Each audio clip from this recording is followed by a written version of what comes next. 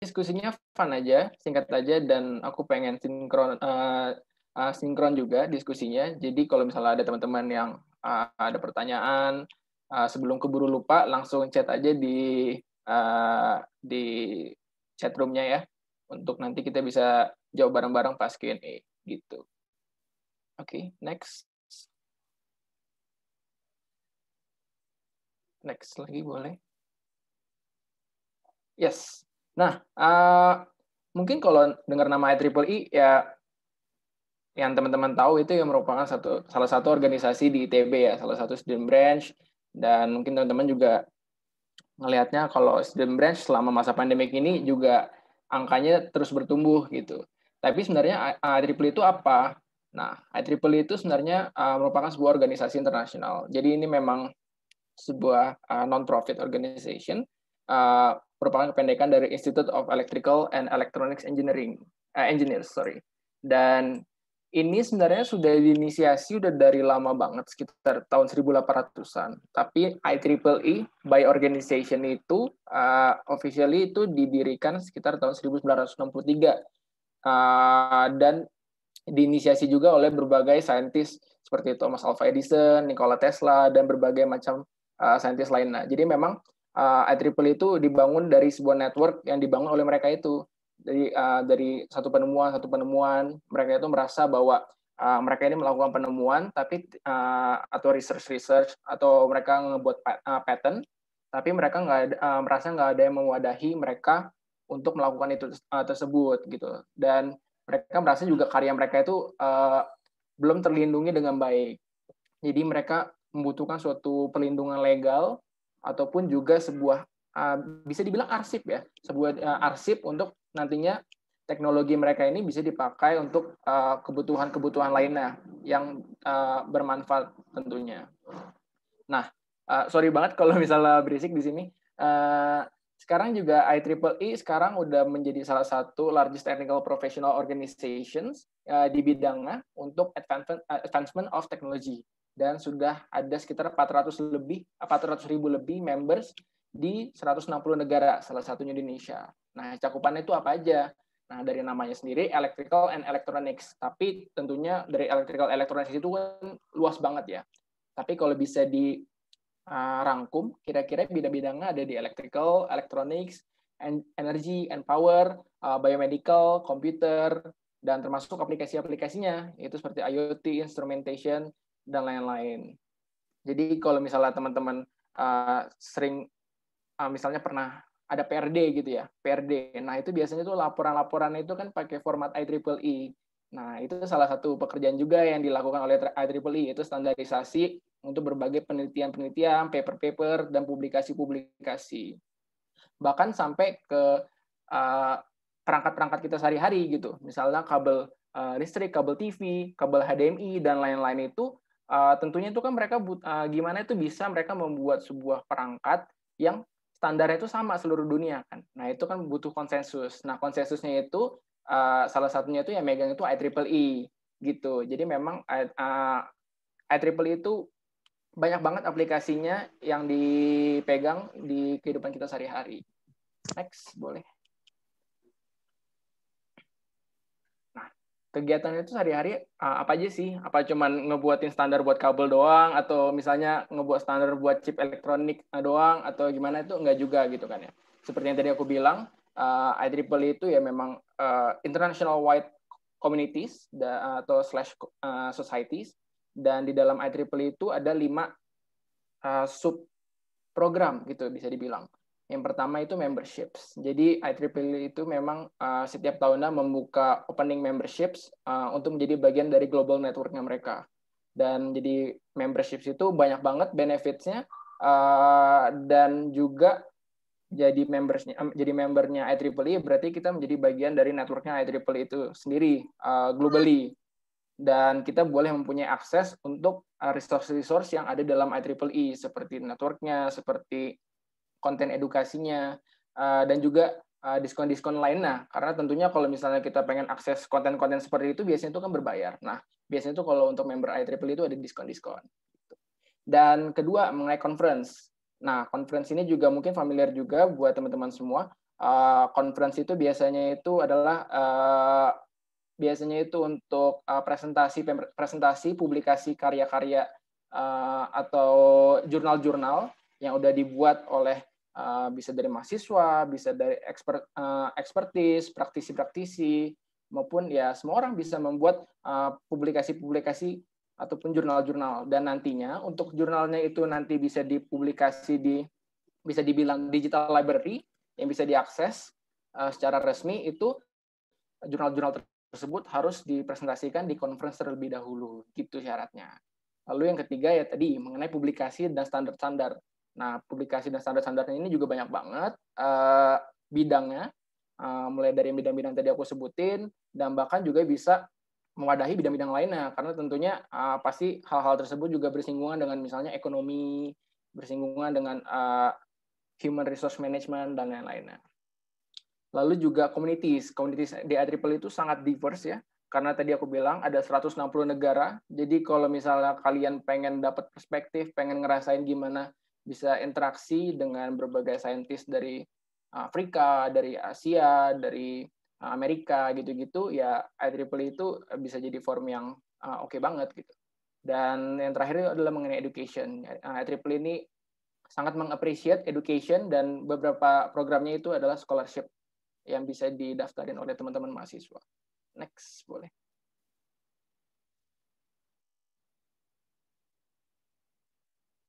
Halo?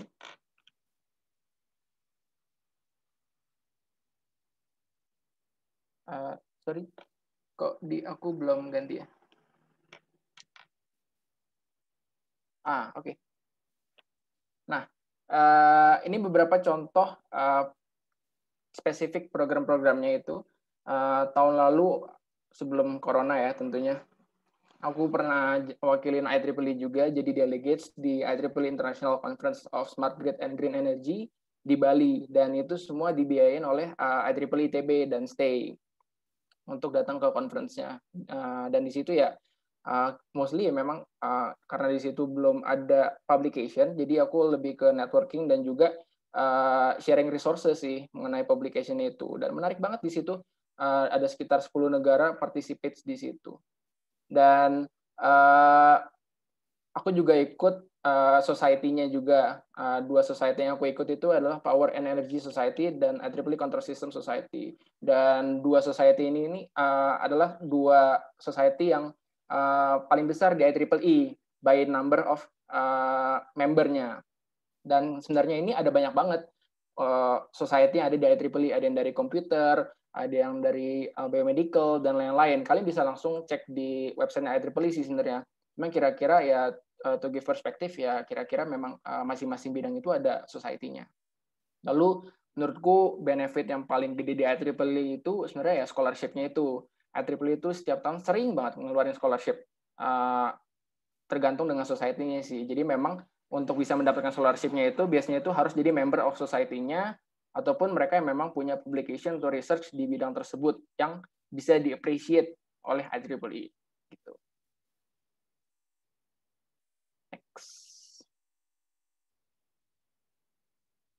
Ya, dan salah satu hal lain yang membuatku deep dive di IEEE itu adalah value yang mereka tawarin gitu. Aku suka banget dengan visinya mereka, itu we foster technological innovation and excellence for the benefit of humanity.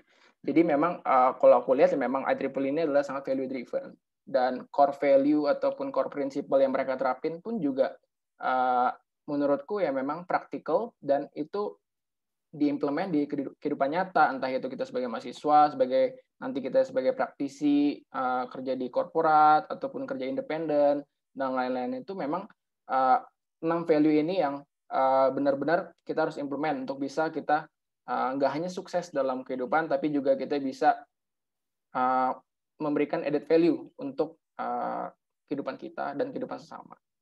Next. Lalu gimana sebenarnya kalau gimana kita bisa gabung dalam komunitas ini gitu kan ya. Nah, luckily IEEE itu memang terorganisasi menjadi berbagai section, chapter, dan student branches. Dan salah satu sectionnya itu adalah section Indonesia Sections. Dan di Indonesia section ini, anggotanya itu siapa aja? Banyak banget juga. Ada dari profesor-profesor, lalu juga ada yang dari engineer-engineer perusahaan, maupun juga business leader juga ada yang tergabung jadi IEEE. Dosen ITB pun juga sangat aktif sebenarnya di IEEE. Mungkin to mention several ya Pak Pekik, terus Profesor Suwono, gitu-gitu juga termasuk bagian dari IEEE yang sangat aktif. Dan di ITB ini secara khusus memang ada student branch, yaitu student branch ITB untuk IEEE ini sendiri. Next.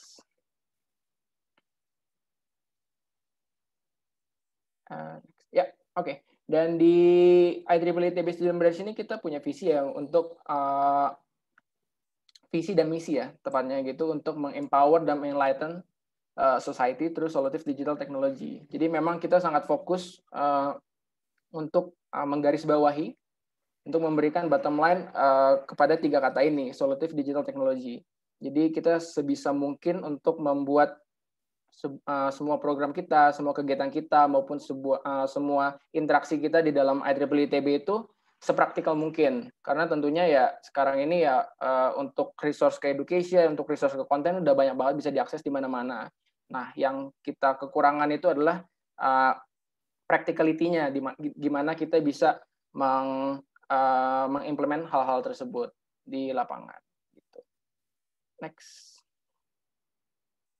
Nah, untuk IEEE ITB sendiri, kita ini punya rencana kerja atau strategic plan untuk 1 tahun ini.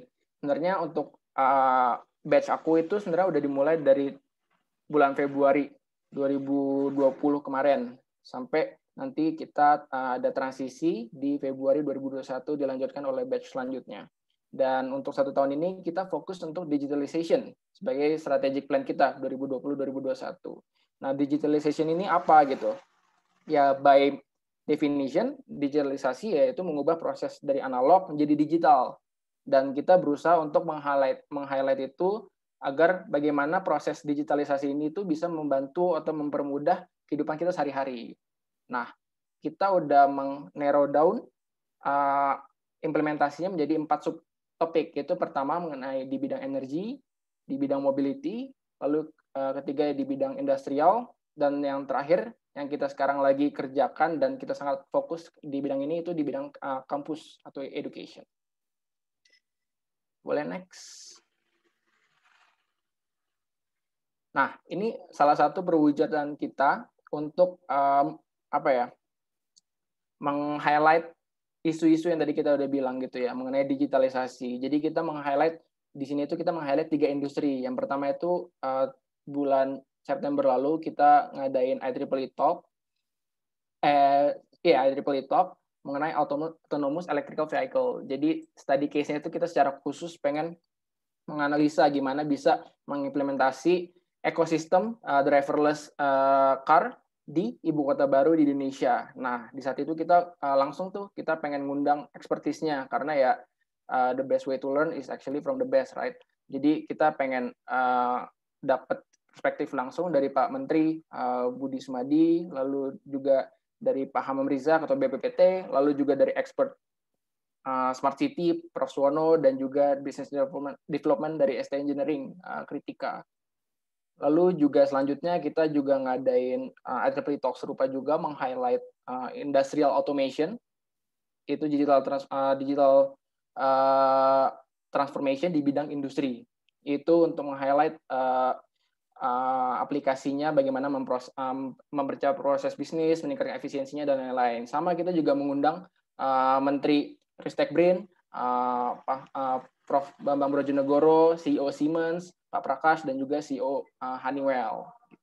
Dan yang terakhir yaitu kita mengadakan IEEE Talk mengenai digitalisasi di bidang energi. Kita kerjasama dengan SRI ITB yang memang mereka udah lagi genjot-genjotnya untuk meningkatkan awareness mengenai renewable energy, dan kita bisa meng-highlight di bidang digitalisasinya. Dan next. Topik terakhir yang kita pengen highlight yaitu mengenai kampus dan education. Ya, mungkin teman-teman juga menyadari juga kalau misalnya selama masa pandemik ini ya edukasi kita berubah ya paradigmanya, di mana kita udah semakin dituntut untuk bisa meningkatkan menjaga kualitas edukasi, tapi dalam format yang online seperti ini gitu, tanpa tatap muka. Jadi kita harus bisa mempercepat sih mempercepat mengakselerasi fungsi atau kualitas dari pendidikan tersebut. Nah, salah satunya itu adalah adanya metode hybrid sekarang kan ya, hybrid. Nah, jadinya nanti mungkin ITB ke depannya akan seperti itu, akan banyak melakukan hybrid daripada hanya full tatap muka atau full online saja. Nah, salah satu akselerasinya untuk mempercepat itu ya kita berusaha membantulah ITB gitu untuk menerapkan protokolnya, protokol kesehatan. Nah, itu salah satu bentuk protokol kesehatan yang kita bisa bantu adalah melalui kantin, karena kita merasa ya kantin ini merupakan pusat pertemuan ya. Jadi banyak banget klaster-klaster COVID itu bisa terbentuk dari kantin ini. Jadi kita pengen berusaha mengurangi angka tersebut gitu. Nanti mungkin untuk detail mengenai kantin digitalization bisa langsung dijelasin sama Rara gitu. Oke, mungkin sekian dari aku ya. Pas banget waktunya udah habis diingetin sama Nanda ini. Thank you semua. Oke, thank you Kak Michael. Mungkin dari teman-teman ada yang mau ditanyakan dulu untuk kepada Kak Michael. Bisa langsung on mic, teman-teman.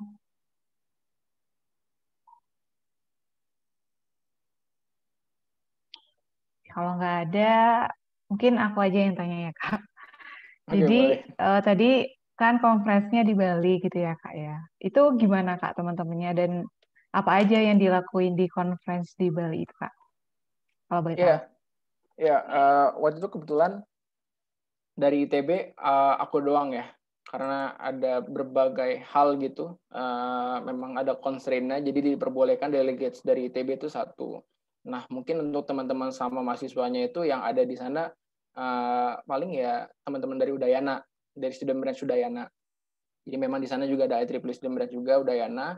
Waktu itu aku sama Yoga di sana. Dan mostly memang ya kita tugasnya dari awal itu kan memang sourcing ya. Jadi kita itu memang sebenarnya itu ngebantu panitianya untuk nge-sourcing karya tulisnya. Jadi mana saja yang kira-kira align dengan topiknya, mana yang punya impact lebih, meskipun yang kita bukan tim penilai utama, cuman kita itu boleh memberikan input gitu atau konsiderasi mengenai itu. Dan seharian ya memang kita itu seru banget sih. Pertama itu lebih ke nonton publikasinya, itu yang kegiatan utamanya nonton publikasinya, mereka presentasi, lalu nanti ada tim jurinya diskusi mengenai karya mereka, sebenarnya itu visible nggak, lalu juga karya mereka ini udah redundant nggak dengan publikasi-publikasi atau teknologi-teknologi yang ada sekarang gitu kan ya, karena kan originality juga salah satu faktor penilaiannya gitu. Dan selain itu setelah presentasi-presentasi itu ada awarding-nya. Memang ada awarding untuk best paper, best publication. Nah, tapi kalau yang dari aku datang sih untuk semua paper-papernya itu akhirnya lolos sih. Jadi memang semuanya itu lolos dan dipublish sama IEEE dan waktu itu sama Hong Kong University Digital Library. Jadi memang kerjasama sih IEEE dan Hong Kong University ngadainnya di Bali gitu. Jadi memang sering kayak gitu. Jadi memang dari university luar dengan IEEE atau badan internasional itu nanti ngadainnya di luar negeri gitu-gitu. Jadi memang serunya di situ. Lalu karena memang ini kita ngundang tamu luar negeri, di hari selanjutnya itu kita ada tour keliling Bali, terus nanti ada city tour dan lain-lainnya untuk ngenalin budaya-budaya Bali dan build relationship gitu. Oke, kayaknya seru banget ya Kak pas acaranya. Ya, emang seru sih. Nanti kalau teman-teman ada yang pengen tertarik, bisa lihat-lihat langsung tuh di website-nya IEEE. Siapa tahu ada open volunteering program, nah itu daftar aja gitu. Nah, itu bisa juga ya teman-teman. Mungkin selanjutnya akan ada bahasan tentang kampus digitalization oleh Kak Sarah Alia dari IEEE. Kepada Kak Sarah, silah, boleh Kak. Oke, BTW ini di tempat aku lagi azan bentar, mungkin mau ditunggu aja atau gimana? Boleh ditunggu aja kali ya Kak. Oke.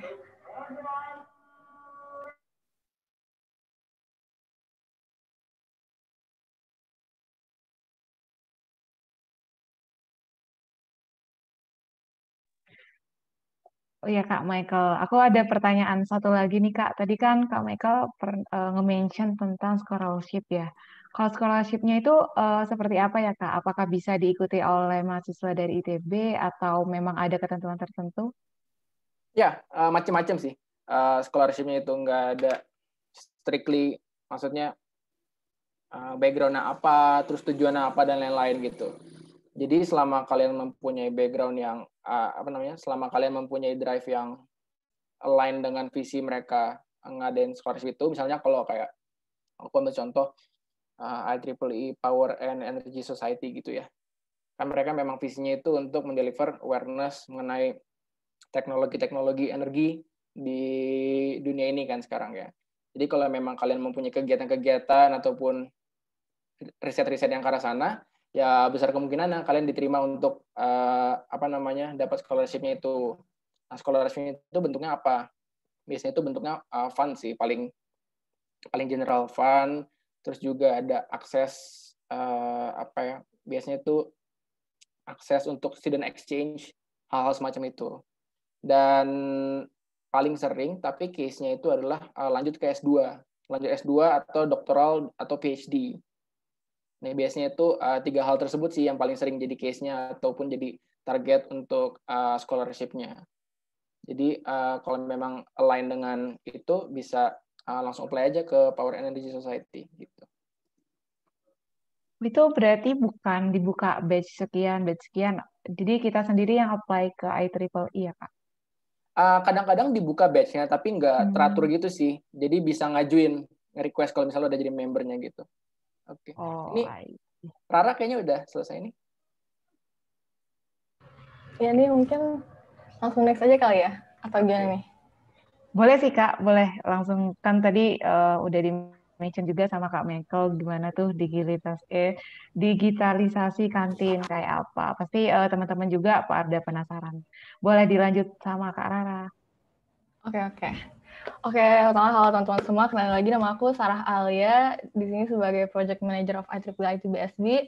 Dan kali ini aku bakal sharing-sharing dikit nih tentang current project-nya IEEE, yaitu kantin digitalization.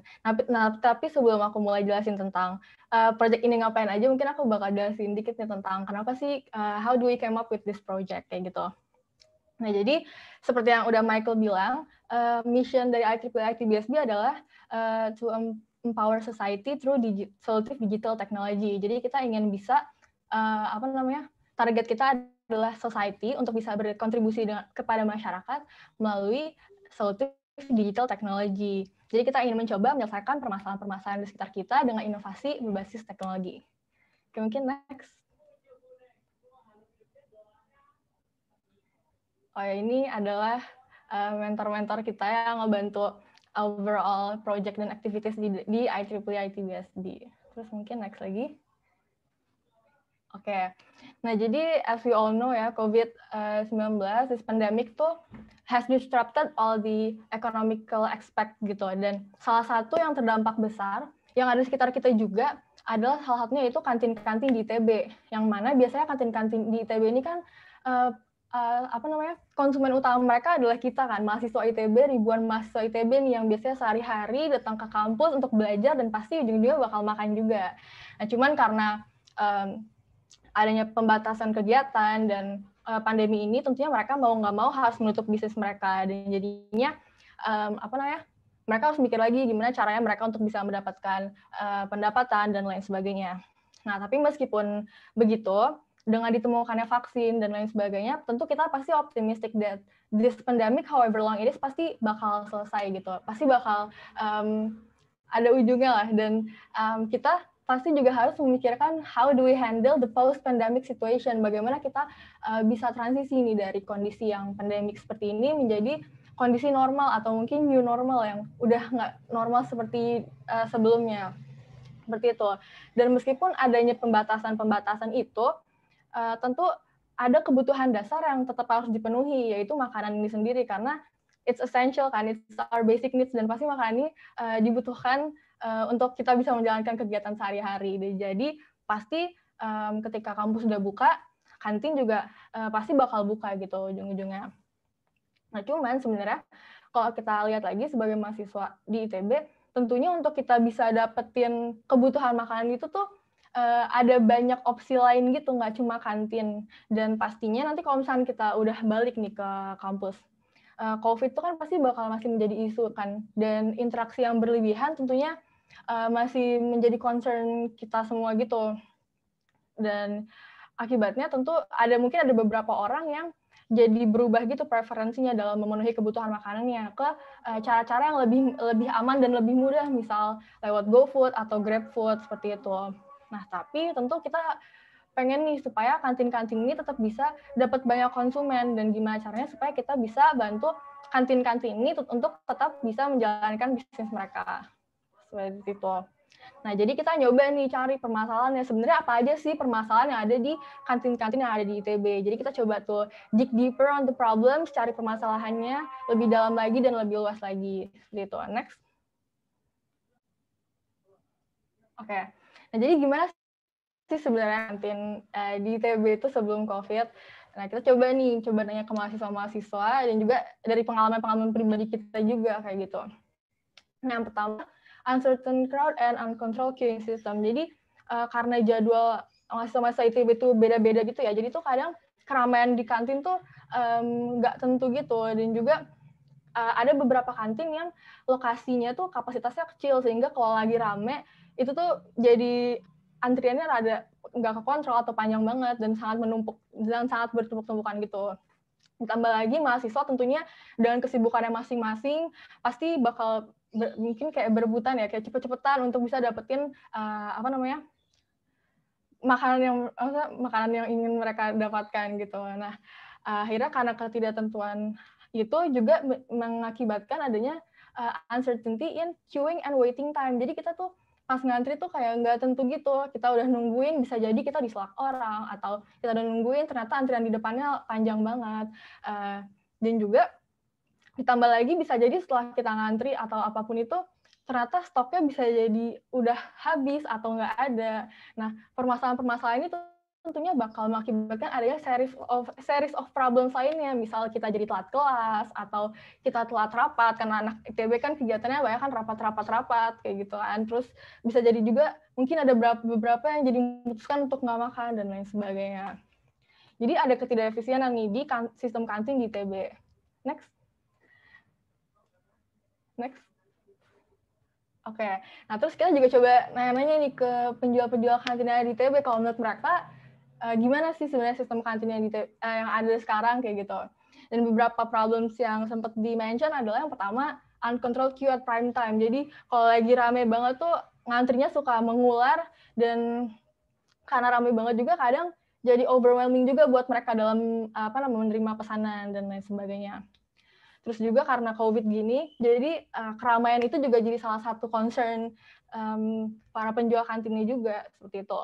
Dan yang kedua adalah inefficient in payment system. Nah, sebenarnya kalau payment system ini, kalau dari mereka tuh kebanyakan mention, ini adalah salah satu inputan dari mahasiswa juga. Kalau misalkan banyak yang lebih prefer untuk bayar cashless, seperti itu. Dan juga kadang untuk bayar sesuatu susah gitu dapat kembaliannya, dan lain sebagainya. Dan yang terakhir adalah unsupervised and unrecorded transactions. Jadi karena masih banyak nih kantin-kantin yang di ITB yang belum ada counter gitu, jadi proses transaksi itu nggak terdata dengan baik gitu. Dan juga karena transaksi dilakukan secara cash, kan offline gitu, jadi penjaga-penjaga kantin ini harus megang cash, di mana untuk mereka megang cash itu kadang nggak kekontrol dan rentan uangnya hilang atau terselip dan lain sebagainya.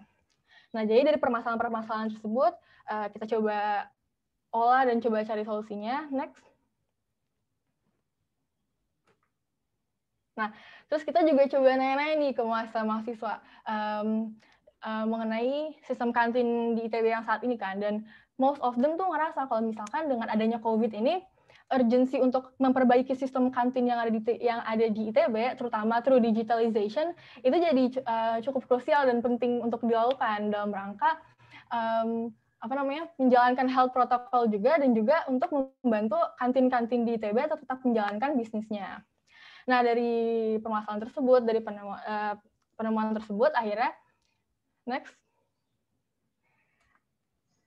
Now, we came up with this project called iKantin. iKantin is an application that serves as an online platform for ITB students untuk pesan makanan dan minuman melalui kantin-kantin yang ada di ITB tanpa harus mengantri.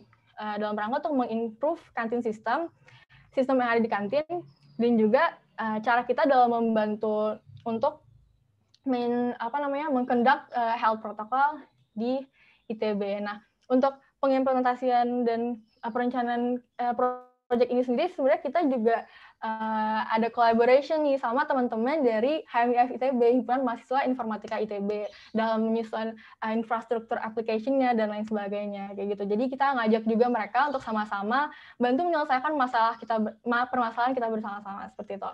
Next. Nah, goals dari project ini sendiri ada 3 yang pertama adalah to improve the effectiveness and efficiency of canteen system in ITB through digitalization. Jadi kita pengen membantu untuk meningkatkan efektivitas dan efisiensi sistem kantin di ITB berdasarkan permasalahan-permasalahan yang sudah kita temukan tadi melalui digitalization. Nah, selain itu kita juga pengen support canteen merchants in ITB in maintaining and upgrading their business. Jadi kita pengen membantu kantin-kantinnya di ITB untuk tetap bisa menjalankan bisnis mereka, walaupun nanti kondisinya mungkin berbeda dengan kondisi yang normal seperti biasanya. Dan yang terakhir adalah to help ITB on conducting health protocol system for AKB atau adaptasi kondisi baru, kalau nggak salah, to avoid further spread of COVID-19. Jadi kita nggak hanya pengen menyelesaikan permasalahan-permasalahan yang ada di kantin, tapi kita juga pengen bantu untuk conduct health protocol di ITB, kayak gitu. Nah, terus seperti apa sih project ini, aplikasinya itu kayak gimana? Next. Nah, jadi kita tuh ada 2 aplikasi. Yang pertama adalah Buyers App untuk para konsumen pembelinya, dan juga Merchants App untuk para pedagang kantinnya. Nah, di Buyers App ini yang ditargetkan untuk masa-masa ITB dan juga mungkin karyawan-karyawan di ITB, ada beberapa fitur utama nih yang bakal ada di aplikasi ini. Yang pertama ada digital menu list. Jadi di sini kita bisa lihat nih menu-menu yang ada di kantin-kantin yang ada di sekitar ITB beserta ketersediaan stoknya. Karena kadang-kadang, pernah nggak sih teman-teman, kalau aku pernah ya beberapa kali nih, udah mau beli sesuatu, datang ke tempatnya jalan jauh-jauh, tiba-tiba nggak ada gitu kan, kecewa gitu. Jadi ini untuk menangkal hal tersebut seperti itu. Dan juga selain ada digital menu list, juga ada online ordering. Jadi kita nggak perlu datang ke tempat untuk order, kita tinggal lihat aplikasi terus kayak, oh ini aku pengen ini, tinggal di order kayak gitu. Jadi bisa sambil nunggu dosen di kelas, atau kalau lagi bosan di kelas terus kayak, oh iya aku nanti mau makan biar cepet, nanti tinggal ambil pesan langsung kayak gitu. Setelah itu juga ada order scheduling. Jadi teman-teman bisa berhubungan dengan online ordering yang tadi, setelah teman-teman udah tahu mau beli apa, teman-teman juga bisa nge-schedule kira-kira mau ngambil makanan ini jam berapa kayak gitu. Nah, terus untuk untuk membantu menjalankan health protocol di ITB juga, order scheduling ini bakal ada hubungannya sama order limiting yang ada di Merchants App yang bakal aku jelasin nanti.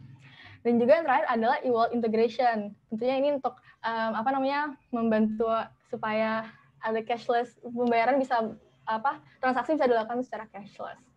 Gitu. Next.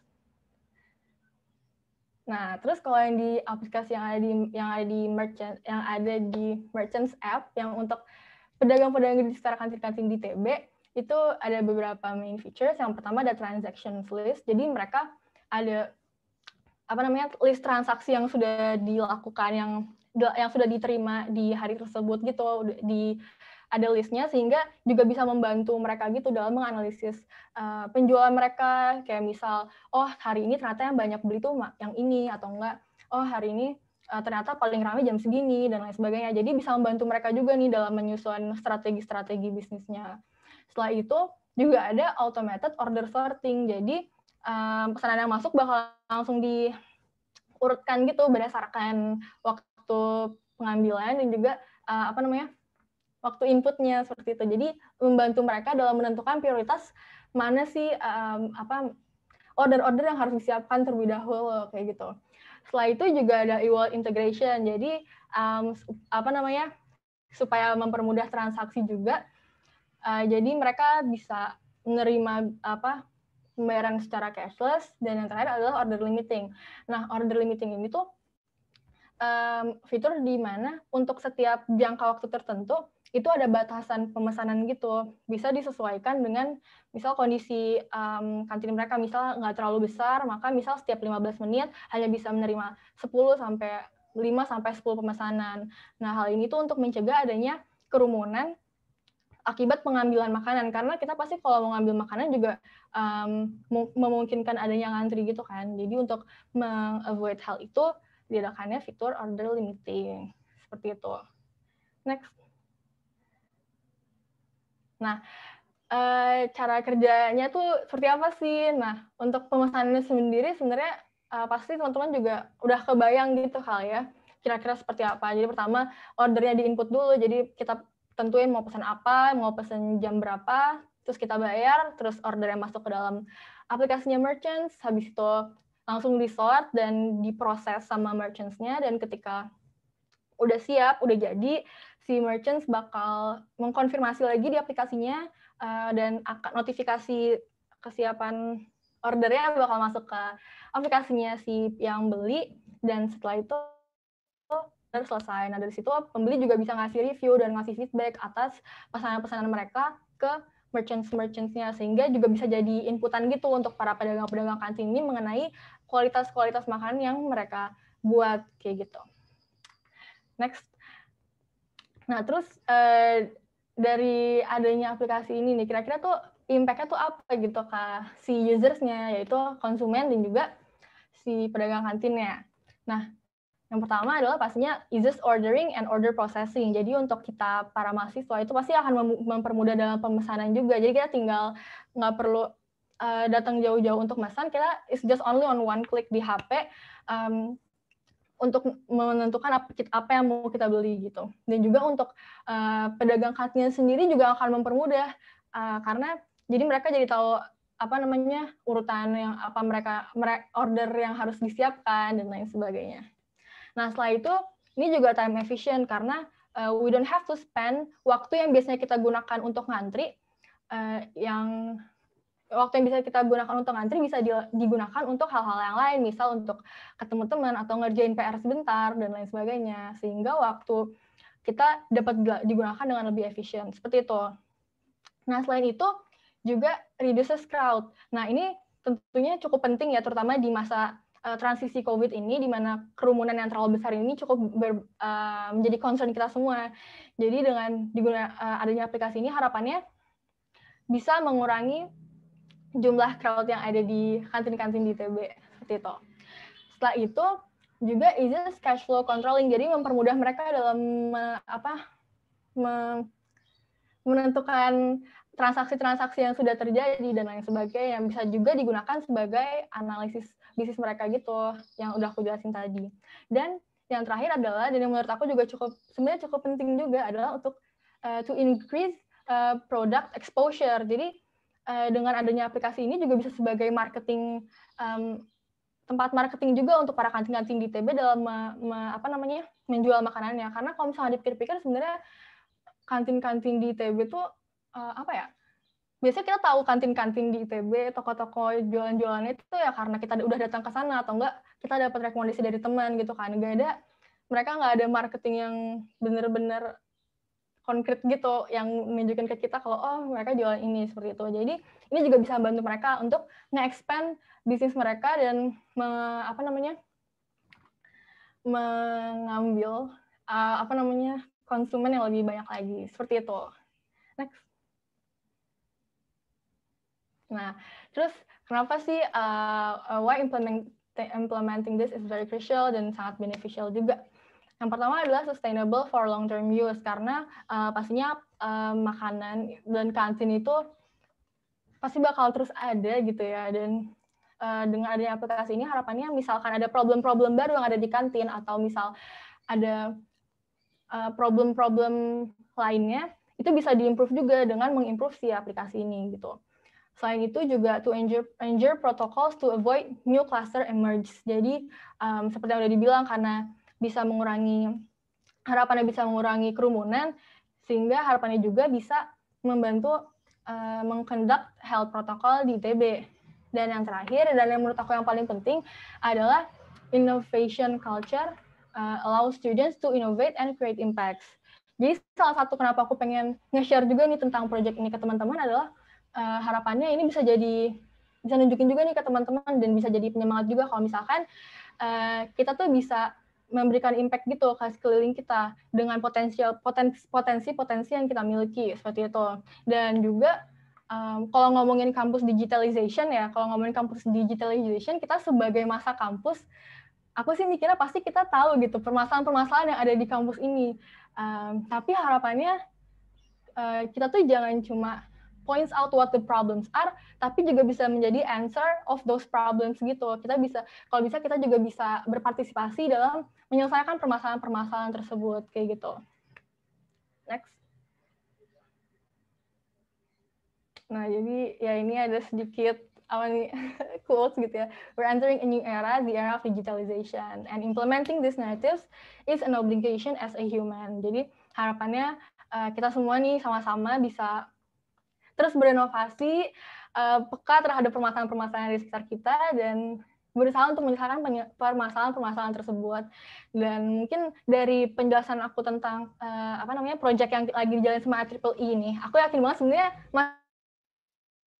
masih banyak ruang untuk perubahan dan inovasi. Dan mungkin kalau promosi sedikit gitu ya, it will be such an honor gitu kalau misalkan teman-teman bisa gabung nih ke IEEE untuk kita sama-sama mengimplement project ini. Oke, mungkin sekian dari aku. Makasih semuanya. Mantap, keren banget Kak Rara. Thank you atas sharingnya. Oh ya, untuk teman-teman kampus yang mau tanya sama Kak Rara bisa banget nih, langsung tanya aja lewat Slido.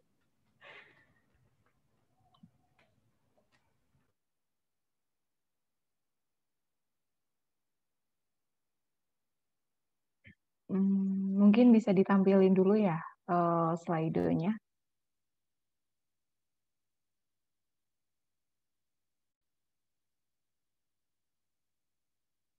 Atau enggak mau tanya langsung, bisa langsung on mic gitu. Dari Kak Ahmad. Setauku salah satu tantangan dari implementasi teknologi adalah merubah perilaku user. Strategi kalian gimana biar Mensa mau mengadopsi solusi ini? Gimana tuh Kak? Jadi tantangannya di immersion-nya itu. Oh, oke. Mungkin nanti kalau ada yang mau bantu jawab ya. Mungkin aku bakal jawab dikit dulu nih. Sebenarnya kita tuh kemarin kita udah sempat nanya-nanya juga gitu kan ke beberapa merchant di ITB, dan kita udah sempat kayak ngasih tahu nih kalau misalkan kita ada rencana untuk bikin project seperti ini, terus menurut mereka bagaimana kayak gitu. Dan kalau menurut salah satu dari kantin yang kita interview gitu, dia bilang kalau misalkan mereka tuh sebenarnya juga udah pengen banget untuk mendigitalize gitu. Mereka udah pengen mencoba pemesanan online seperti ini gitu. Cuman masih belum menemukan strategi yang tepat. Dan menurut mereka coba dijalanin aja dulu pilot project gitu. Dan pasti kalau misalkan berimpact baik untuk beberapa merchant, biasanya tuh merchant lain juga jadi ikutan tertarik gitu dalam untuk menggunakan aplikasi kita kayak gitu sih. Kalau menurut yang lain mungkin ditambahin. Ya mungkin dari Kak Michael. Iya, menurutku ya yang tadi Rara bilang benar gitu. Dan Kak Amar ini yang Kak Amar bilang juga benar, itu merubah perilaku usernya itu. Nah, tapi kan balik lagi. Nah, mereka ini kan bisa dibilang adalah UMKM kan ya. Bisa dibilang UMKM, jadi yang paling mereka fokus ini adalah bagaimana tetap menjaga profit mereka kan. Nah, ada banyak cara sebenarnya yang untuk intervensi atau menyediakan solusi buat itu. Nah, salah satunya itu adalah kita fokus pada added value kita gitu. Nah, tadi itu Rara juga udah merancang sistem gimana caranya supaya dari sistem yang kita bangun terancang ini kita bisa ngasih additional revenue. Ataupun kalau misalnya kita nggak bisa ngasih additional revenue, kita itu fokus untuk intervensi nge-reduce cost-nya mereka. Jadi misalnya kalau kita additional revenue, kita dengan adanya aplikasi ini kan mereka itu bisa melakukan akuisisi customer-nya itu lebih banyak lagi ya kan. Jadi misalnya yang tadinya sehari cuma bisa 100, sekarang ini bisa 2 kali lipatnya karena kan lebih gampang dari HP, ataupun kita nge-reduce cost misalnya untuk berbagai untuk apa namanya untuk marketingnya ataupun untuk lain-lainnya itu bisa dilakuin di aplikasi yang dirancang sama tim. Kira-kira gitu sih added value-nya yang kita pengen kasih, dan dari situ ya harapannya kita bisa ngebuat perbandingan gitu. Kalau sistem yang terdigitalisasi ini ya memang menawarkan benefit yang lebih besar daripada sistem yang konvensional gitu, meskipun dalam konteks pandemi. Oke, keren banget. Jadi emang harus ada mungkin ada pelatihan gitu ya Kak ya di awal buat para merchant juga biar mereka juga paham dan lebih tertarik untuk pakai aplikasinya gitu ya. Iya benar banget. Pasti kayak kita bakal ngasih education juga pasti ke mereka untuk kalau misalnya ini diimplementasikan ya, untuk mereka supaya mempermudah mereka juga dalam menggunakan ini gitu. Gitu deh. Oke, kira-kira kapan ya Kak rilisnya gitu? Oke, jadi sebenarnya sekarang kita lagi nyoba untuk untuk pitch ke bagian sarana dan prasarana ITB juga. Jadi kita lagi coba untuk kerjasama juga dengan Direktorat Sarana dan Prasarana dari ITB gitu. Nah, harapannya kalau misalkan udah disetujui nih, kita bisa langsung mulai untuk nge-develop the overall project gitu sih. Gitu. Doain aja ya guys. Amin, semoga cepat ini ya, di ACC nggak dilempar-lempar sama tim ITB-nya. Oke, yang kedua ada ini dari nggak ada namanya. Kenapa yang dipilih kantin ya Kak? Apa ada alasan tertentu kenapa memilih untuk melakukan digitalisasi kampus melalui kantin di ITB? Boleh dijawab mungkin Kak Rara? Oke. Sebenarnya aku udah jelasin tadi kayak kenapa kita milih kantin itu karena mereka tuh ya as we know makanan itu adalah salah satu kebutuhan dasar kita ya, dan pasti bagaimanapun kondisinya itu perlu ada gitu. Jadi dari segi kita sendiri kita perlu itu ada, dan kalau misalnya dari segi si penjual-penjual ini tentunya mereka juga harus tetap bisa menjalankan bisnis mereka gitu karena ya yang kita tahu kan salah satu pendapatan utama mereka adalah dari kita mahasiswa ITB gitu. Dan kalau misalkan jadi mereka pasti tentunya terdampak gitu dengan adanya pandemi ini, dan kita sebagai yang biasanya jadi yang nge-provide jadi konsumen mereka, harapannya kita juga bisa bantu mereka gitu sih dalam tetap menjalankan bisnisnya gitu. Aduh belit-belit banget deh, tapi kayak gitu lah intinya. Gitu deh. Atau Keren mungkin banget, Michael Kak. ada pendapat lain? Ya mungkin dari Kak Michael atau Kak Ataya. Aman sih dari gue. Oke. Ya gitu sih. Dan mungkin sebenarnya itu juga salah satu concern utama yang ada di ini sih, di kalau kita lagi diskusi gitu sama tim-tim project gitu di IEEE, kayak ya kita concern gitu dengan kantin-kantin di ITB, makanya mungkin kita jadi terfokus ke sini gitu sih. Nah harapannya kalau misalkan kita udah bisa mengimplement ini, juga bisa jadi penyemangat gitu buat teman-teman yang lainnya untuk dan mungkin untuk ITB juga nih untuk mulai mendigitalize the overall campus system kayak gitu. Ya, biar nggak diejek lagi sama kampus sebelah. Katanya kampus teknologi, tapi belum ada teknologinya. Jadi kemarin tuh rame banget ya Kak di Twitter. Gara-gara itu banyak yang gitu. Oke, bisa lanjut lagi. Ada pertanyaan lagi nih dari Kak Livi. Apakah ada strategi tertentu jika ternyata ada kondisi kampus tetap online hingga 2024? Kan berdampak juga ya kepada mahasiswa yang masuk ke kampus tuh sedikit juga. Gitu, Kak. Boleh dijawab? Gue dulu kalau dulu nih, Mike. Nggak apa-apa, Ra. Jadi sebenarnya gini sih, kalau yang aku pikir apa ya? Kalau misalkan tetap online ya pasti project ini nggak bisa diimplement langsung gitu ya. Cuman harapannya tuh ini bisa jadi kayak masukan juga gitu buat ITB kayak gitu. Jadi harapannya tuh kayak di rentang waktu ini tuh bisa dijadikan waktu untuk ngeplan the overall system dengan lebih baik lagi gitu untuk nantinya bisa diimplementasikan. Kayak gitu sih kalau menurut aku. Mungkin aku juga nambahin juga ya. Benar kata Rara ya, memang preparation untuk ini tuh kan juga butuh banyak instrumen gitu ya. Dan bukan nggak mungkin kalau misalnya nanti kita bisa nge-scale up ini sistem ini jadi nggak hanya per kantin, tapi memang untuk kantin besar gitu. Jadi memang untuk skala yang lebih besar dan lebih tercentralized gitu sistemnya untuk ITB. Nah, selain itu juga ya dengan kita ngebuat inovasi yang kayak gini, digitalisasi ini kan ini kita juga memberikan konsiderasi juga untuk ITB gitu. Mungkin ya ITB belum membuka kampusnya ini sampai sekarang ya karena mereka merasa protokol yang mereka terapkan itu kan belum sempurna gitu kan. Dan harapannya ya dengan kita menawarkan inovasi ini ya mereka merasa ya oh ini udah ada sistem ini misalnya klaster di COVID di sini tuh udah bisa di-reduce lah dengan adanya kantin digitalization ini. Nah, ya harapannya itu ya kita justru bisa mengakselerasi gitu dan memberikan konsiderasi juga untuk ITB untuk secepatnya bisa mungkin nggak seluruhnya buka, cuman ya menjadikan ini jadi sistemnya tuh hybrid gitu untuk praktikum-praktikum misalnya dan semacamnya gitu.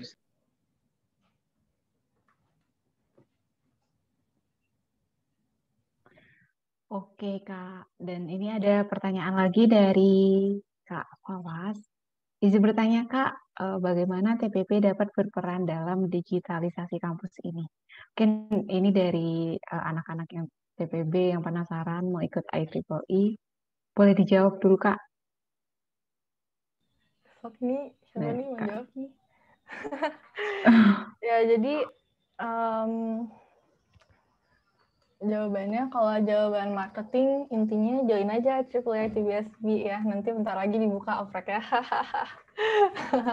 Cuman harapannya sih nanti kalau misalkan nanti udah bakal diimplement lebih lanjut, cek aja terus perkembangannya di media sosialnya IEEE. Gitu. Cuman firstly join aja IEEE ITBSB dulu. Jadi harus join dulu ya, nanti baru dikasih tahu nih perannya gimana. Oke. Jadi Tapi ini Kak, ya kita ya open kolaboratif lah ya Raya, karena kan kita juga Ya. butuh banyak input gitu. Misalnya teman-teman dari kampus juga punya ide-ide atau inovasi. Misalnya ini gak usah pakai ini apa namanya transaction tracking misalnya gitu. Mereka ada ide-ide lain ya kita juga terima feedback semacam itu dan nggak menutup kemungkinan juga misalnya pengen outsource engineer gitu. Tapi kalau memang pengen dapat full experience ya gabung IEEE dulu. nah tuh join IEEE dulu teman-teman. Tapi Ini kita open ada kok yang for terakhir, collaboration, jadi tenang aja guys. siap ditunggu ya yang mau gabung langsung gabung di IEEE. Sebentar lagi mau ada pembukaan batch, jadi teman-teman bisa langsung menghubungi siapa Kak? Oh bentar lagi Follow dijelasin. aja dulu Oh Instagram. ya, follow Instagramnya dulu. Nah, nanti itu ada apa namanya pemberitahuannya lebih lengkap lewat itu. Siap. Nah yang terakhir nih Kak, dari Kak Livi lagi, selain kantin di digitalization, apakah sudah ada rencana lain merambah ke segmen tertentu, misalnya ya kayak administrasi atau yang lain-lain gitu Kak? Kan soalnya kan di kampus Oke, nih jadi agak kalau meresahkan gitu ya Kak ya. Kadang kan kita harus bolak-balik antara Ganesha, Baltos, Ganesha, Baltos. aduh bener juga sih. Nah, ya cuman kalau for now kita sendiri masih fokus di kantin digitalization sih kalau di IEEE ITBSB ini. Nah, cuman kalau teman-teman tahu Mile Zero Project, ya jadi di Mile Zero Project itu kan ada salah satu topik yaitu campus digitalization kan. Nah, Jadi harapannya nih kalau misalkan ternyata kita bisa nemuin inovasi-inovasi baru yang ternyata menarik dan bisa diimplementasikan, bisa jadi nanti diimplementasikan bareng-bareng gitu. Cuman for now kita masih fokus untuk menjalankan canteen digitalization ini dulu sih, kayak gitu. Thank you Kak Sarah atas jawabannya. Kak Michael juga. Ternyata jadi untuk sekarang lebih fokus ke canteen digitalization dulu. Iya, sorry Kak.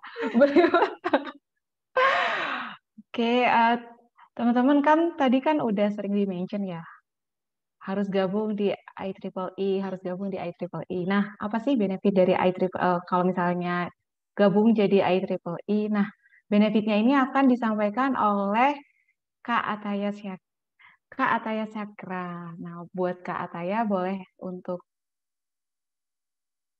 sharing-sharing nih Kak. Oke, halo teman-teman semuanya.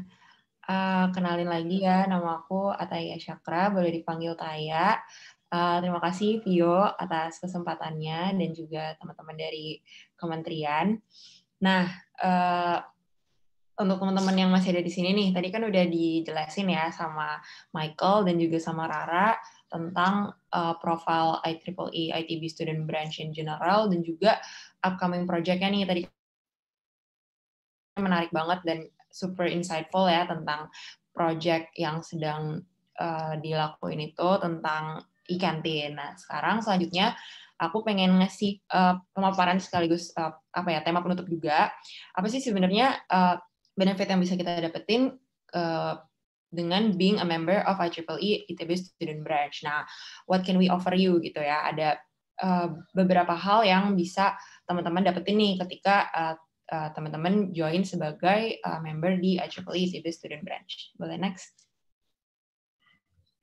Nah, yang pertama itu adalah develop your technical skills. Kenapa ini? Karena dengan menjadi anggota di IEEE ITB Student Branch ini sangat berpotensi untuk memperluas dan juga meningkatkan skills teman-teman nih melalui program-programnya yang melibatkan banyak konsultan dan juga technical consultant, dosen-dosen berkualitas, terus kita juga bisa dapat direct guidance, bimbingan langsung nih dari technical consultant-nya untuk mengikuti berbagai perlombaan, terus workshops, dan juga project-project yang salah satunya tadi sedang Rara jalanin kan sebagai project manager ya.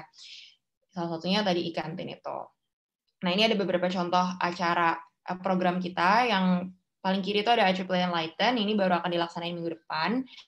Judulnya aja udah Writing a Good Scientific Paper. Jadi buat teman-teman yang tertarik nih untuk pengen bisa nulis paper dan pengen tahu bagaimana cara menulis scientific paper yang baik, boleh banget nih join dan daftar. Nah, terus ada past events juga. Kemarin ada IEEE In-House Mentoring Program. Ini acara internal mentoring untuk lomba Malzero Competition. Itu juga dibimbing langsung directly dibimbing dari technical consultants IEEE. Itu meliputi rata-rata alumni ada alumni dan juga tadi yang di IEEE Enlighten ada dari dosen-dosen. Nah, yang paling kanan ini juga ada internal training juga. Ini lebih ke hard skills ya, IEEE Elevate.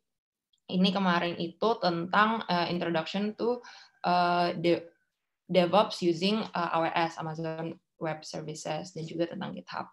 Jadi intinya sangat berpeluang sih buat teman-teman yang ingin meningkatkan skills melalui program-program yang ada di IEEE. Boleh di next? Nah, selain itu, di sini kita juga akan belajar nih sama-sama untuk learn to create something impactful. Nah, bersama-sama kita memiliki tujuan untuk make a positive impact towards the society dengan ide dan realisasinya nih di dunia nyata. Macam-macamnya nanti boleh aku jelasin lebih lanjut, dan juga grow in a professional working environment. Nah, IEEE ini membuka banyak banget peluang untuk kita sama-sama bisa bekerja dan belajar bersama highly competent individuals towards a common goal. Nah, tadi salah satu bentuknya untuk kita implementasi project dan kegiatan program tadi itu salah satunya juga dengan environment bekerja secara profesional gitu. Boleh di next? Halo, boleh di next? Nah, salah satu bentuk implementasinya apa aja yang udah dilakuin selama beberapa tahun belakang. Ini yang pertama ada IEEE Fusion. Nah, IEEE Fusion ini diadain tahun 2019 ya, singkatan dari Future Science and Innovation Summit, terdiri dari beberapa acara, terdiri dari beberapa acara, diantaranya ada grand seminar, talk show, dan juga competitions. Acara ini menghadiri beberapa expertise di bidang industrial, government, dan juga akademik ya, bisa dilihat pembicaranya. Nah, Fusion ini karena tadi kita teman-teman bisa nih belajar untuk learn to create something impactful. Bisa dilihat dari Fusion ini, tujuan acara ini adalah untuk menumbuhkan semangat inovasi di kalangan anak muda Indonesia untuk membantu masyarakat lebih sadar dan lebih peka akan dampak teknologi terhadap kemanusiaan. Sesuai moto IEEE tadi yang udah dijelasin Michael ya, untuk advancing technology for the benefit of humanity. Ini salah satu tujuan dari acara IEEE Fusion. Alhamdulillah tahun 2019 itu kita mencapai 1.100 participants dan juga beberapa media partners, di antara ada Astra, BCA, Plug and Play, Gojek, Northstar, dan lain sebagainya. Itu yang pertama. Boleh di next? Nah, yang kedua juga, ini salah satu acara yang terbesar juga yang udah dilaksanain tahun lalu, tahun 2020, yaitu IEEE Engage. Nah, IEEE Engage ini salah satu charity webinar yang diadakan untuk mahasiswa across Indonesia ya, untuk berdiskusi bagaimana sih caranya untuk mempersiapkan diri untuk menjalankan proses rekrutmen di berbagai multinational company. Di antaranya ada kemarin ya, kita menghadiri pembicara dari Schneider Electric, Bosch, NASA, Cisco, Rockwell Automation, Microsoft, Google, dan juga Tesla. Nah, ini diadakan series of webinar selama seminggu dengan pendapatan yang didapatkan fully untuk charity. Tahun lalu itu kita menyumbangkannya, alhamdulillah bisa raise sampai 22 million ke beberapa project COVID dan juga ke bilik swab test ya tahun lalu. Dan ini mencapai 460 participants across 82 universities. Gitu. Partnersnya juga ada dari IEEE Indonesia, student branch university lain, KASEP, Share, dan masih banyak lagi. Boleh di next. Nah, yang terakhir adalah get yourself connected to the world. Ya, get yourself connected. Masih kedengeran nggak suaraku? Kedengeran, Kak. Oh ya, oke. Get yourself connected to the world. Nah, dengan teman-teman join di IEEE ITB Student Branch di organisasi ini juga berpeluang dan berpotensi untuk bentar ya guys. Tes. Ya, oke. Ya, bisa mendapatkan peluang untuk exposure, expand network juga nih, bahkan sampai worldwide. Nah, ini diantaranya kemarin IEEE ITB Student Branch mengikuti berbagai macam perlombaan internasional. Diantaranya kemarin menerima prestasi Daryl Chong Award, Student Activity Award Bronze untuk kegiatan IEEE Fusion. Kemudian ada juga kemarin menang sebagai juara 2 ya di IEEE Indonesia Section Student Congress. Itu ada lomba YouTube content, Picture Student Branch. Di situ bertemu dengan IEEE Student Branch universitas kampus lain. Dan juga ada ikut social media competition juga dari Industry Engagement Committee, dinobatkan juga sebagai Most Creative kategori. Jadi benar-benar peluang banget untuk kita bisa connect dan expand network langsung sama teman-teman student branch, nggak cuma di Indonesia aja, tapi juga ke yang ada di dunia gitu, di region di luar Indonesia. Boleh di next. Nah, tadi setelah benefit-benefit yang kiranya bakal teman-teman dapat kalau teman-teman benar-benar pengen want to network in this organization gitu ya. Nah, sebentar lagi IEEE Student Branch akan mengadakan open recruitment nih untuk batch officers yang baru untuk tahun yang batch baru gitu ya. Nah, untuk saat ini sedang diadakan rangkaian chairperson election dari bulan Februari tanggal 4 sampai tanggal 16 Februari akan dipilih ya chairperson-nya, dan selanjutnya akan masuk tahapan officer. Ini biasanya CP dan juga essay. Dari situ bakal dipilih beberapa applicants yang baik, akan lolos masuk ke interview stage. Nah, setelah interview stage, akan welcoming officers kira-kira di bulan Maret akhir ya. Kira-kira di bulan Maret akhir atau April awal. Tapi disclaimer dulu, ini tanggal-tanggal ini masih still subject to change ya. Jadi masih bisa berubah-ubah. Gitu. Boleh di next. Nah, setelah pemaparan tadi dari Michael dan juga Rara dan aku tadi ya, apa aja sih yang bisa didapetin dari ketika kita join IEEE ITBSB ini. Untuk teman-teman yang benar-benar berminat untuk bisa masuk ke organisasi ini, jangan lupa untuk terus stay tune di our social media ya, di Instagram IEEE ITB Student Branch, atau boleh tanya-tanya juga di official account, Line, LinkedIn juga boleh, dan juga website gitu. Jadi jangan sampai kelewat informasinya, dan terus update di social media kami untuk info-info selanjutnya. Terima kasih.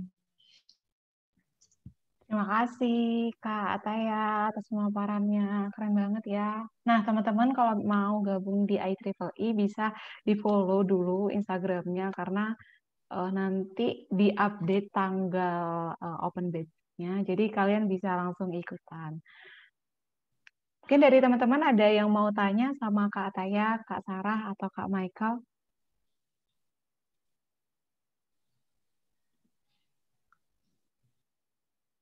Ada ya, malu-malu.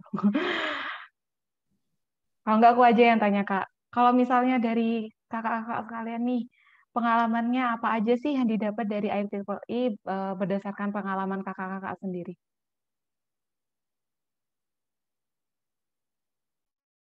Mungkin boleh dimulai dari Kak Michael. Oke. Mungkin kalau pengalaman pribadi ya, aku mulai IEEE itu sekitar tahun 2019 gitu. Dan waktu itu memang IEEE cukup struggle di tahun 2019 itu, dan kita tuh misinya tuh cuma satu dulu objektifnya. Gimana caranya orang-orang di TB itu nyebut IEEE itu IEEE bukan IEEE. Ya, itu memang visi kita dan misi kita tuh dari awal, objektifnya cuma satu gitu. Jadi kita mikir, oke, gimana kita 6 bulan ini ubah perspektif itu. Nah, tapi ya ternyata ya turns out memang tetap grow. Dari teman-teman stay juga banyak yang tertarik untuk ikut gabung, terus akhirnya ya dilanjutkan lah di Februari itu. Nah, menurutku experience yang menurutku berkesan banget di IEEE ya interaction-nya sih dengan teman-teman dari sesama SB. Maksudnya di dalam SB ITB-nya itu sendiri.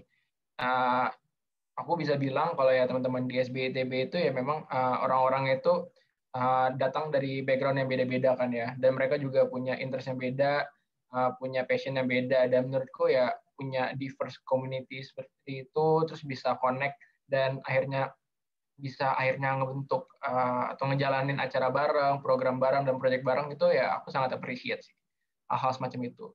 Lalu untuk yang apresiasi aku yang kedua itu, aku sangat senang dengan network-nya itu. Jadi sebagai chairman ya aku beberapa kali memang ya connect dengan Indonesia Section. Jadi memang aku tuh istilahnya tuh ngelapornya ke Indonesia Section lah. Nah, dari Indonesia Section itu ya aku belajar banyak gitu. Aku bisa belajar dari board of director-nya mereka mengenai ya riset-riset sekarang tuh yang lagi di Indonesia itu ada proyek-proyek apa dan lain-lain. Dan bukan nggak mungkin memang mereka itu ya bisa membuka opportunity baru juga buat kita. Misalnya kalau memang udah strong relationship-nya ya, biasanya itu teman-teman dari IEEE itu dibukain kesempatan untuk magang ataupun diikutin ke freelance project-nya dan lain-lain gitu sih. Mungkin dari Taya atau Rara ada tambahan? Ini Kak, pengalaman yang seru, mengesankan gitu waktu join IEEE. BTW aku dulu nyebutnya IEEE juga Kak, tapi ternyata sekarang udah tahu nyebutnya IEEE. Sorry ya Kak. Oke, mungkin kalau dari aku sendiri ya, maksudnya selain yang udah disebutin sama Michael, selain udah disebutin sama Michael, kalau dari aku sendiri sih, jadi FYI kita tuh dari IEEE ITB-SB ini, kita nggak pernah meet offline gitu nggak sih guys? Ya, jadi kita ini organisasinya full online gitu, dan first experience juga sih menjalankan organisasi secara online gitu. Cuma apa ya? Mungkin teman-teman aku lebih ke anak-anak IEEE ITB-SB-nya itu sendiri sih, kayak anak-anak IEEE itu mostly sangat bersemangat gitu dan highly motivated gitulah, yang jadinya kayak nular ke aku juga gitu. Karena ini first time juga aku ada di organisasi yang semi profesional gitu ya, bukan kayak unit dan lain sebagainya gitu. Jadi kayak lebih bisa menempatkan diri gitu untuk urusan-urusan yang lebih formal. Mungkin kayak gitu sih kalau dari aku sendiri. Gitu deh. Oh ternyata ini dimulai dari masa pandemi gitu tak maksudnya? Iya. Kok bisa nggak pernah ketemu? Kita tuh baru mulai kepengurusan kita tuh bulan Maret. Kayak aku inget banget H-1 atau H-2 ITB ditutup tuh aku masih nge-interview salah satu calon salah satu calon anggota IEEE gitu deh di kampus ITB. Jadi kayak baru benar-benar Ya halo Kak Rara, kayaknya keputus ya Kak. Iya tuh. Iya kayaknya keputus. Mungkin boleh dilanjut dari Kak Ataya.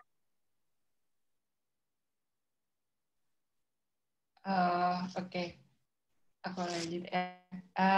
Pengalaman yang menarik ya. Sebenarnya benar sih kata Rara, kita baru ketemu cuma sekali, 2 kali ya Pak ya. Terus sisanya tuh benar-benar online. Jadi benar-benar experience-nya dapat banget lah, mau nggak mau kita baru mulai kepengurusan, terus kayak langsung pandemi. Jadi ya mau nggak mau ya harus kita jalanin gitu kan. Dan itu justru aku setuju banget sama Rara, kayak anak IEEE benar-benar bersemangat dan semuanya tuh jadi membuat suatu environment yang mendukung dan sportif dan hydrated gitu lah. Nah, paling aku external communication. Jadi berkaitan juga sama hubungan-hubungan eksternal keluar. Nah, yang salah satu menarik itu mungkin karena karena kita menjalin hubungan eksternal keluar juga, di satu aku tuh jadi nge-expand network juga sama teman-teman student branch kampus lain, terus jadi jadi memperluas koneksi juga. Terus waktu itu pernah mewakilin dari tim marketing aku tuh untuk ikut lomba social media competition itu. Dan tadi sebenarnya beberapa achievement yang di receive itu juga ya itu termasuk lomba-lomba gitu kan. Itu seru sih menurutku, kan kita punya geng suatu tujuan lomba itu tuh untuk IEEE organisasi kita gitu. Terus paling apa lagi ya yang menarik, ya itu sih kalau aku bisa untuk gain network juga sama teman-teman di internal IEEE-nya. Paling ini sih akhir-akhir tahun lalu juga ini dari Michael juga sih yang mungkin mendorong salah satu anggota IEEE juga untuk waktu itu bikin paper gitu kan terkait di bidang biomedical engineering. Nah pada saat itu akhirnya kebetulan itu kita juga sama-sama anak IEEE, kita mau coba belajar bikin paper, dan itu alhamdulillah disupport sama salah satu technical consultant kita, yaitu si Bu Alia gitu ya. Dan itu benar-benar di provide banget dan disupport banget. Jadi menurut aku dapat banyak banget pengalaman dan pembelajaran yang sangat berkesan gitu sih. Keren banget. Iya, jadi bikin ikutan gabung nih, Kak. Ayo join. Nah, ayo Mungkin join kamu juga teman-teman. join nih, kamu. Wah, aku dari relate juga ya. Aku soalnya dari SF nih, Kak. Oh ya nggak apa-apa. Sebelahan, iya. Tapi kayak jadi bisa gain network juga sama teman-teman dari jurusan-jurusan lain. Ya. Terus aku ada mau tanya nih, Kak. Ini dari teman-teman juga ya. Apa ada kualifikasi tertentu untuk open recruitment-nya? Dan apa yang diharapin oleh IEEE dari membernya, Kak? Oke, mungkin aku jawab nanti, Taya bantu lengkapin ya. Kalau requirement sih sebenarnya kalau soal jurusan ya, biasanya itu pertanyaan paling umum gitu. Kita memang bahasannya itu nyambungnya ya, istilahnya itu nyambungnya itu ya sama teman-teman STAY, sama teman-teman FTMD, ataupun juga teman-teman FTI biasanya nyambungnya. Tapi bukan berarti kita juga tertutup untuk jurusan lain gitu. Untuk batch kita sekarang aja juga ada teman-teman dari manajemen, terus ada yang juga dari SR, terus juga ada yang dari mana lagi ya tuh, ada yang dari TTM dan lain-lain. Jadi memang macam-macam sih untuk yang bisa gabung itu, dan kita cukup fleksibel untuk itu karena memang tujuannya kita itu untuk belajar kan, dan makin banyak perspektif makin bagus gitu. Mungkin Taya pengen lanjutin? Benar sih. Jadi kalau untuk requirements, sebenarnya kalau jurusan tuh nggak harus specifically di bidang di jurusan elektro atau di jurusan STAY gitu ya. Intinya sih kalau misal bahkan di batch sekarang aja tuh benar-benar lintas sih menurut aku ya, ada dari SBM, FTI juga banyak, terus dari FSRD, untuk tim kreatif kita juga dari FSRD. Nah, intinya sih buat teman-teman yang mau join, as long as emang kalian benar-benar niat untuk join, untuk network sama-sama dan punya tujuan yang sama bareng IEEE, itu nggak masalah gitu loh. Kayak as long as teman-teman juga punya tujuan yang sama, teman-teman sama-sama pengen belajar dan join di sini, itu nggak ada batasan jurusan atau requirements apapun gitu. Benar-benar intinya as long as teman-teman emang benar-benar niat dan niat sama-sama pengen achieve tujuannya di IEEE ini gitu. Dan mau nambahin juga ya, yang Taya bilang tadi juga, kalau selama teman-teman punya drive ataupun motivation untuk itu ya, kita pasti open untuk itu kan. Dan salah satu prinsip yang kita pegang juga mengenai professionalism dan sense of belonging. Jadi memang kita tuh selama rapat, selama berkegiatan, kita selalu berusaha lah untuk mengimplement prinsipal atau value-value tersebut gitu. Dan ya harapannya karena kehidupan mahasiswa itu ya biasanya kan kita interaksi dengan sama teman kan informal dan lain-lain. Jadi kalau bisa kita pengen membiasakan lah suasananya itu profesional supaya nanti kita juga siap ketika misalnya udah lulus. Dan selain itu juga kita memang punya, karena IEEE juga mother organization-nya itu udah internasional, jadi kita memang bisa dibilang cukup punya abundant resource. Dan itu dari IEEE TB sendiri ya tugasnya itu untuk membuat supaya resource-resource tersebut ya accessible untuk teman-teman yang akan bergabung. Jadi yang tadi saya bilang, kalau misalnya ada niat untuk bikin paper ataupun ada motivation untuk ke sana, ya kita sangat support gitu untuk itu. Termasuk untuk bidang-bidang lainnya, pengen bikin paper atau project-project kayak kampus digitalization ini, ada teman-teman yang pengen bikin project, ya kalau misalnya memang align dan juga bisa diimplement, kita pasti support sih. Entah itu bentuknya funding kah, atau bentuknya network, ataupun bentuknya mentorship gitu ya. Oh, aku boleh nambahin dikit, Vio? Boleh Kak, boleh. Sebenarnya nggak nambahin sih, ngelengkapin aja. Jadi tadi kan apa ya? Bentar. Oh, jadi topik-topik event di program di IEEE untuk topik-topik kegiatannya nggak hanya sebatas di bidang elektro dan informatika aja gitu. Kayak contoh tadi digitalisasi kampus, kayak semua masa kampus kalau misalnya ada yang emang pengen belajar dan ikut proyeknya tuh juga all welcome gitu kan. Terus dari pas events kita juga beberapa topiknya nggak hanya terfokus di bidang stay aja gitu. Kemarin kita sempat ngadain rangkaian IEEE Talk, itu ada yang tentang autonomous vehicle, terus ada yang tentang industrial automation, dan itu kan nggak hanya terbatas, nggak cuma di cakupan stay aja kan. Kemarin kita juga ngajak teman-teman dari FTMD, dari FTI, jadi kayak masih sangat related gitu loh, apapun yang emang tentang teknologi dan terutama yang sekarang lagi digaungkan teknologi dan digitalization kan. Dan itu tuh sangat open to all gitu sih. Jadi menurut aku masih sangat bisa relate sama teman-teman yang gak sebatas di stay aja gitu.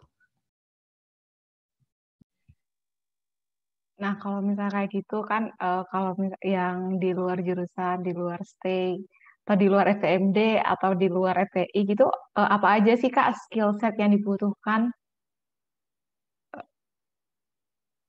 untuk mahasiswa yang tertarik untuk bergabung di IEEE? Skill set yang dibutuhkan sebenarnya nggak spesifik ya, nggak ada skill set spesifik yang harus dibutuhkan.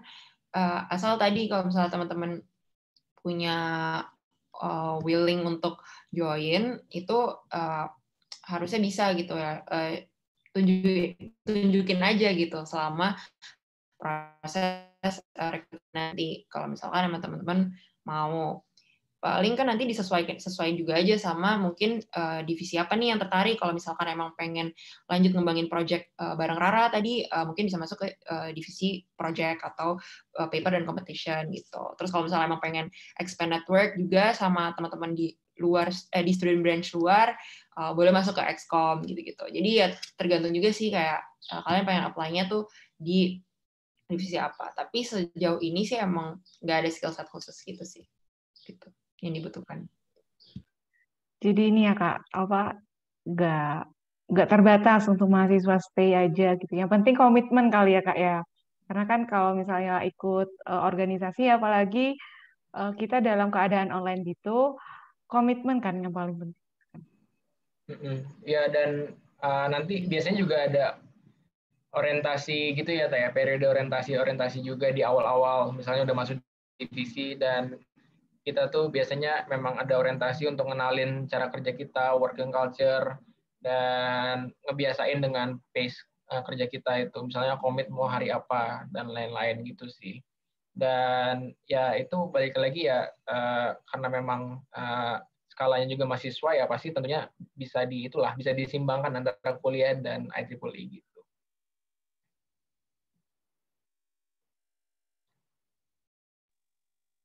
Kak, karena ini udah di penghujung acara, atau mungkin dari teman-teman ada yang mau bertanya lagi sama Kak Ataya, Kak Michael, atau Kak Rara?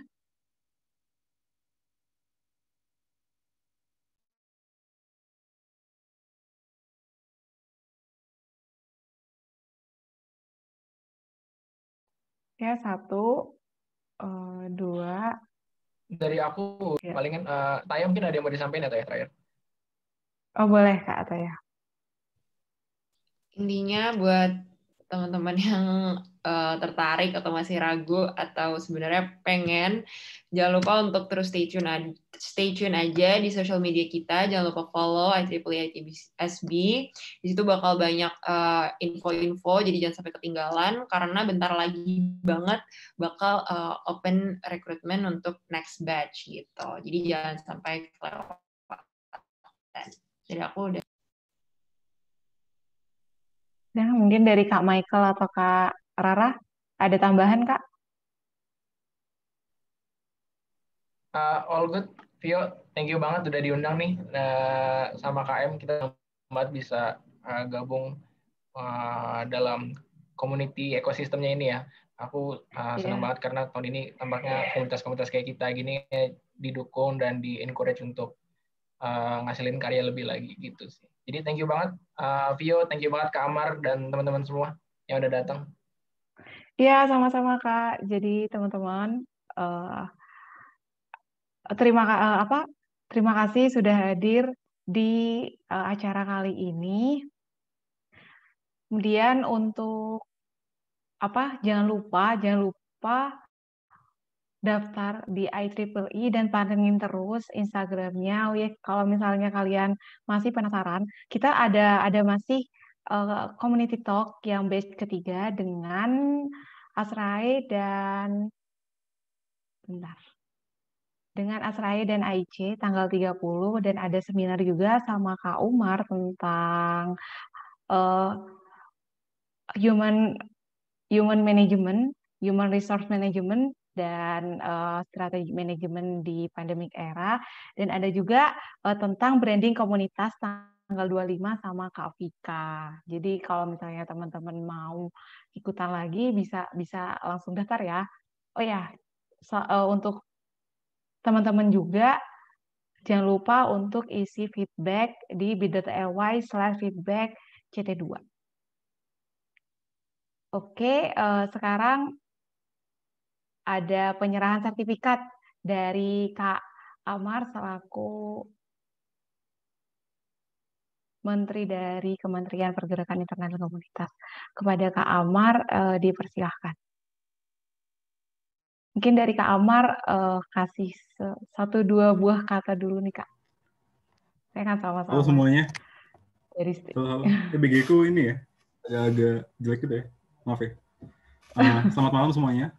Selamat sore semuanya untuk teman-teman dari IEEE ITB-SB, dari Michael Kresna, Rara, dan Taya. Juga selamat sore buat semua peserta yang udah datang dan udah menikmati sharing-sharing dari teman-teman kita ini. Aku selaku perwakilan dari Kementerian Pergerakan Internal dan Komunitas ingin mengucapkan terima kasih banyak kepada teman-teman IEEE yang udah mau sharing, udah mau share project-project mereka apa, lalu juga udah menjadi sebuah organisasi yang sangat terbuka juga ke banyak orang. Nah, selain itu aku juga mau bilang semoga workshop kali ini, bukan workshop ya, semoga sharing-sharing hari ini bisa ngasih manfaat yang banyak juga buat semua peserta. Jadi nggak cuma datang dan dengerin, tapi juga bisa ngebantu buat merumuskan step-step kalian selama di kampus. Nah, mungkin itu aja kalau kata-kata dari aku.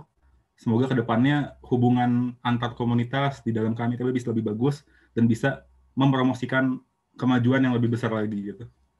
Mungkin itu aja. Buat seminar, buat sertifikatnya udah ini ya. Siapa yang bakal share screen? Oke, ini dia.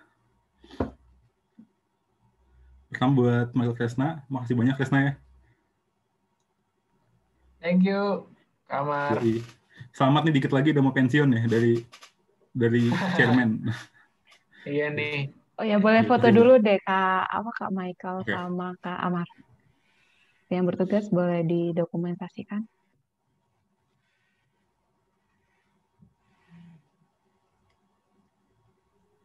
Oke, baik. Jadi sekarang foto untuk dokumentasi sertifikat.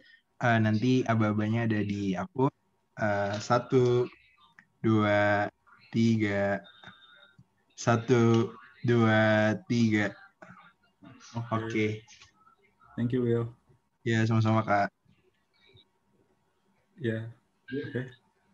Ini yang buat Rara sama Taya di belakang aja atau gimana? Atau boleh foto juga lagi, di-share aja, Kak. Oh, di-share juga ada ya? Iya. Sekarang buat Taya, makasih banyak ya, Tay. Udah ngeluang waktu. Makasih banyak. Iya, makasih banyak, Kamar.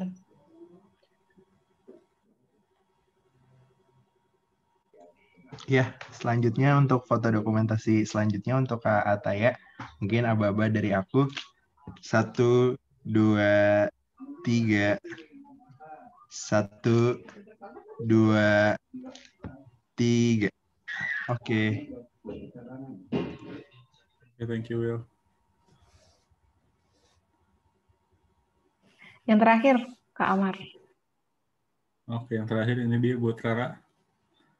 Semangat, Ra, untuk segala proyek-proyeknya. Ini juga buat Kementerian Pergerakan Internal dan Komunitas. Semangat, guys. Oke, sekarang untuk Kak Sarah. Aba-aba ada 1, 2, 3. 1, 1, 2, 3. Sekali lagi, 1, 2, 3. Oke, terima kasih. Oke. Kasih semuanya. Aku mau titip pesan ke semua peserta, jangan lupa isi feedback ya, karena itu sangat penting untuk keberlanjutan program ini. Thank you semuanya. Nah, sekarang kita foto bareng lagi ya, teman-teman. Boleh teman-teman on cam dulu. Ya, terima kasih Kak Umar sudah bersedia untuk menyerahkan sertifikat, walaupun penyerahan sertifikatnya online.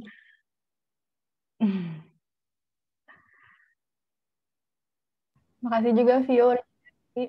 Ya, makasih juga Kak Sarah, Kak Ataya, Kak Michael. Boleh on cam dulu ya Kak, foto. Foto nih guys.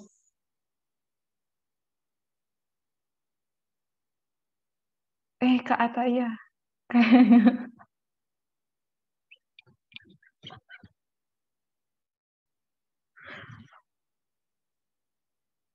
Oke, boleh on cam dulu teman-teman. Jangan malu-malu. Ayo on cam dulu. Yes.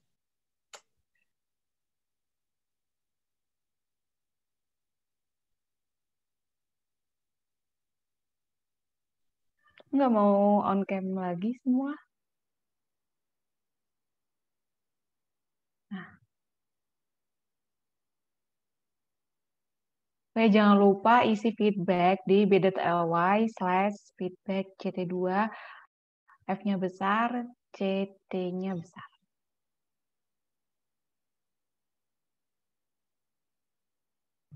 Oke, baik Vio. Sepertinya sudah yang on cam sudah hampir berapa sudah on cam dan berapa belum. Mungkin dihitung mundur aja.